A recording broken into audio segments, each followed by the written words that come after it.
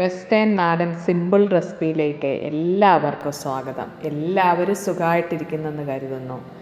ഇന്ന് നമ്മൾ ക്യാരറ്റ് തോരനും ക്യാബേജ് തോരനും എങ്ങനെ ട്രഡീഷണൽ രീതിയിൽ ഉണ്ടാക്കാം എന്നുള്ളതിൻ്റെ റെസിപ്പി നോക്കാം. ക്യാബേജ് പൊടി പൊടിയായിട്ട് അരിഞ്ഞെടുക്കുക.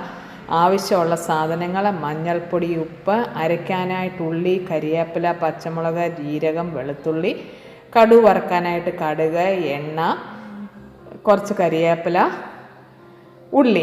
അപ്പം ക്യാബേജ് നല്ല പൊടി പൊടിയായിട്ട് അരിഞ്ഞെടുക്കുക. ചാനൽ സബ്സ്ക്രൈബ് ചെയ്യാത്തവർ സബ്സ്ക്രൈബ് ചെയ്യണേ, ഫ്രണ്ട്സിലേക്ക് ഷെയർ ചെയ്യണേ, കമൻറ്റ്സ് എഴുതണേ. നിങ്ങളുടെ ഒപ്പീനിയൻസിനായിട്ട് വെയിറ്റ് ചെയ്യുന്നു. അപ്പം ഉപ്പ് ഇട്ട് മഞ്ഞൾപ്പൊടി ഇട്ട് വെള്ളം ഒട്ടും ഒഴിക്കത്തില്ല, വേവിക്കുക. ഇതിനോടകം നമുക്ക് വെളുത്തുള്ളി, ജീരകം, പച്ചമുളക് നന്നായിട്ട് അരച്ചെടുക്കുക.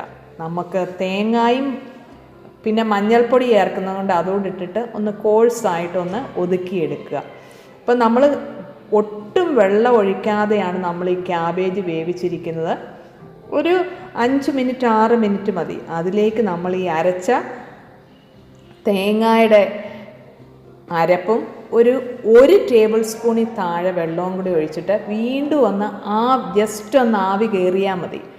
ആവി കയറുന്ന ആ പരുവാകുമ്പോഴത്തേക്ക് നമ്മൾ അടപ്പ് റിമൂവ് ചെയ്യും, കരിവേപ്പില ഇടുക. അപ്പം ആ സമയത്തിനുള്ളിൽ ഈ ക്യാബേജ് വെന്ത് കിട്ടും. ഞാൻ പറയുകയാണ്, ആദ്യമേ നമ്മൾ ഒട്ടും വെള്ളം ചേർത്തില്ലായിരുന്നു. ഇപ്പം ഇത് വെന്ത് വന്നിട്ടുണ്ട്, നമുക്കിത് കാണാം. അതുപോലെ ഇത് ചട്ടി വെക്കുന്നതുകൊണ്ട് അടി പിടിക്കത്തുമില്ല. വളരെ ലോ ആയിട്ടുള്ള ഹീറ്റിലാണ് ഇത് ഞാൻ കുക്ക് ചെയ്തെടുത്തത്. ഇപ്പം കണ്ടോ, ഫുൾ വെള്ളം അതിൽ നിന്ന് അബ്സോർബ് ചെയ്തു പോയി. ഇത്രയും കഴിഞ്ഞിട്ടാണ് നമ്മൾ കടുക് വറുക്കുന്നത്. എണ്ണ ചൂടാക്കുക. ഞാനിവിടെ കോക്കനട്ട് ഓയിലാണ് ഉപയോഗിച്ചിരിക്കുന്നത്. ഏത് ഓയിൽ വേണേലും ഉപയോഗിക്കാം.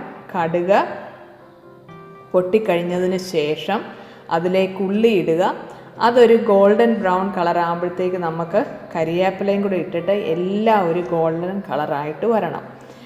ഇത് ഗോൾഡൻ കളറായിട്ട് വന്നതിന് ശേഷം നമ്മൾ ഈ കുക്ക് ചെയ്ത് വെച്ചിരിക്കുന്ന ഈ ക്യാബേജ് ഈ ചീനിച്ചട്ടിയിലേക്ക് ഇട്ടിട്ട് പിന്നെ ഏറ്റവും കുറഞ്ഞ തീയിലാണ് മിക്സ് ചെയ്തിട്ട് ഒരു ചട്ടുകം കൊണ്ട് നമ്മൾ ഇളക്കുകയാണെങ്കിൽ ഒട്ടും കുഴയാതിരിക്കും.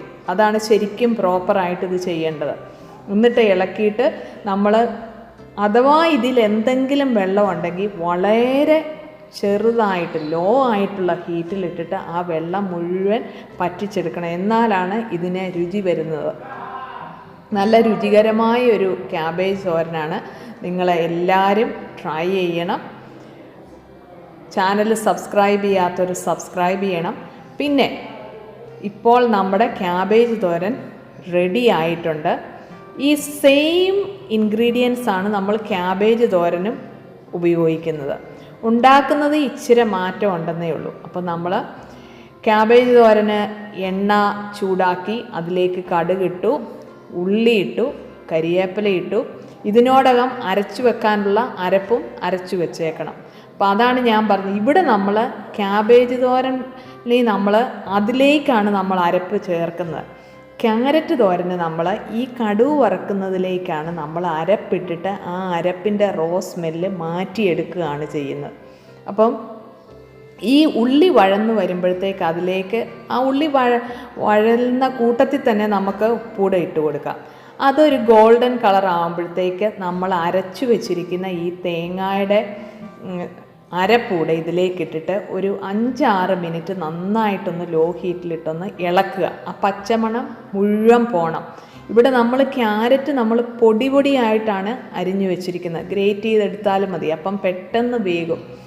ഇതിലേക്ക് നമ്മൾ ഈ ക്യാരറ്റ് കൂടി ഇട്ട് കൊടുക്കുകയാണ്. വെള്ളം ഒഴിക്കുന്നില്ല.